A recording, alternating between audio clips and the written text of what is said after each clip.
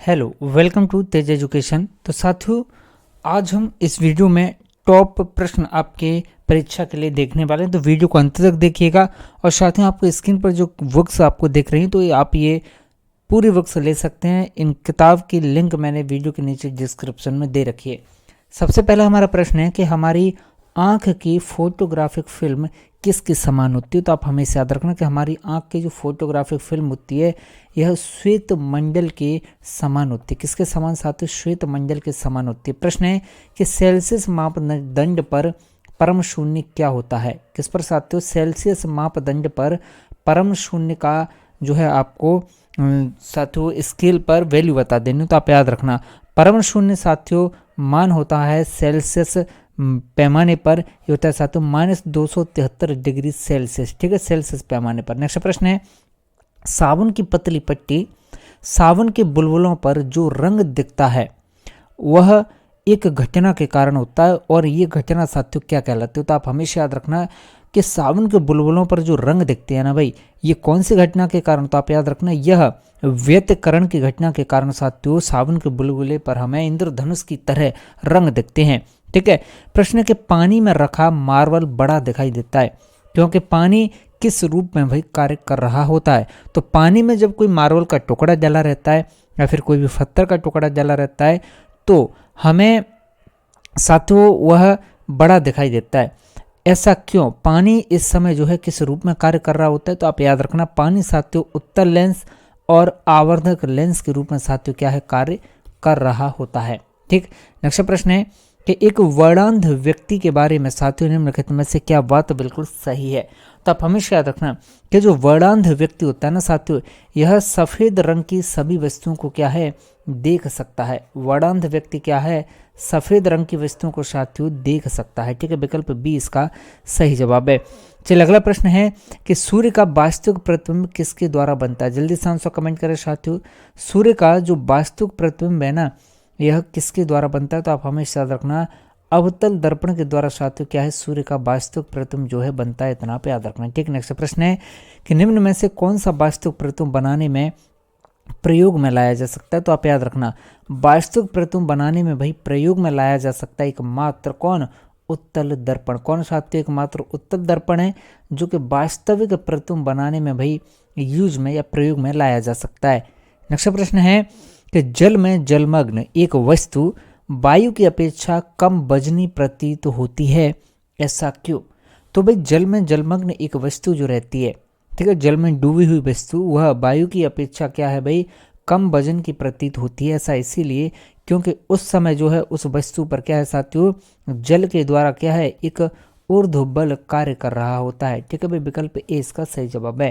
Next प्रश्न है कि वह प्रतिबिंब जिससे आवरण पर रोका जा सकता है क्या कहलाता है। तो आप याद रखना कि यह है साथियों क्या वास्तविक प्रतिबिंब। ठीक है भाई, क्या है वास्तविक प्रतिबिंब। नेक्स्ट प्रश्न है निम्न में से किसका प्रयोग निकट दृष्टि को सही करने के लिए किया जाता है। तो आप याद रखना अवतल लेंस का यूज साथियों किया जाता है। प्रश्न है कि एक दर्पण के द्वारा प्रकाश के मार्ग की दिशा में परिवर्तन को क्या कहा जाता है। तो एक दर्पण के द्वारा प्रकाश के मार्ग की दिशा में परिवर्तन को कहा जाता है परावर्तन। क्या कहा जाता है भाई? परावर्तन कहा जाता है। नेक्स्ट प्रश्न है किसी पृष्ठ के एक इकाई क्षेत्र का कार्यकारी बल क्या कहलाता है। तो आप याद रखें ये साथियों दाब कहलाता है। क्या कहलाता है? दाब कहलाता है। प्रश्न है कि जब प्रकाश की एक किरण उत्तल लेंस पर गिरती है तब वह क्या होता है साथियों? अपसारित होता है या अपसारित? गुजरती है प्रकीर्ण होती है? तो साथियों जब प्रकाश की एक किरण उत्तल लेंस पर गिरती है ना तब वह अभिसारित होती है। क्या होती है? अभिसारित होती है। नेक्स्ट प्रश्न है उत्तल दर्पण का उपयोग पश्चदर्शी अर्थात पीछे देखने के दर्पण के रूप में किया जाता है। किसका भाई? उत्तल दर्पण का। ठीक, ऐसा क्यों भाई? तब याद रखना उत्तल दर्पण का यूज जो है पीछे के दृश्यों को देखने के लिए किया जाता है गाड़ियों में। ऐसा इसीलिए क्योंकि वह वस्तुओं का प्रतिबिंब जो है एक बड़े क्षेत्र में क्या है फैला देते हैं। ठीक है। प्रश्न है प्रकाश के प्रकीर्णन में सबसे अधिक अपरिवर्तित रंग कौन सा होता है। तब याद रखना कि प्रकाश के प्रकीर्णन में जो सबसे अधिक अपरिवर्तित रंग होता है ना वह होता है साथियों आपका बैंगनी रंग। कौन सा होता है? बैंगनी रंग होता है। प्रश्न है एक अवतल लेंस की फोकस दूरी हमेशा कैसी होती है? तो आप याद रखना कि अवतल लेंस की जो फोकस दूरी है साथियों, ये हमेशा नकारात्मक होती है। कैसी? नकारात्मक। प्रश्न है कि बड़ांधता को किस उपाय से ठीक किया जा सकता है?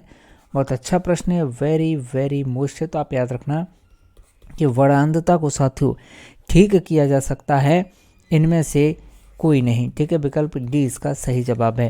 नेक्स्ट प्रश्न है कि भाई एक स्टेनलेस स्टील प्लेट सीधी और वस्तु के समान आकार की छवि देती है।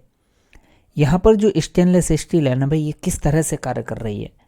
बताइए कौन सा दर्पण है जो सीधा और वस्तु के समान आकार का प्रतिबिंब देता है? ठीक उसी की तरह क्या भाई स्टेनलेस स्टील यहाँ पर कार्य कर रही है। तो ये साथियों क्या? समतल दर्पण। ठीक है, स्टेनलेस स्टील यहाँ पर कैसे भाई? समतल दर्पण की तरह जो है कार्य कर रही है। प्रश्न है कि भिन्न भिन्न रंगों का प्रकाश जब वायु से होकर संचरित होता है तो क्या होता है? तो भाई भिन्न भिन्न रंगों का प्रकाश जब वायु से होकर संचरित होता है ना, तो वह भाई वायु के वेग से संचरित होता है। क्लियर है? किस वेग से? वायु के वेग से भाई संचरित होता है।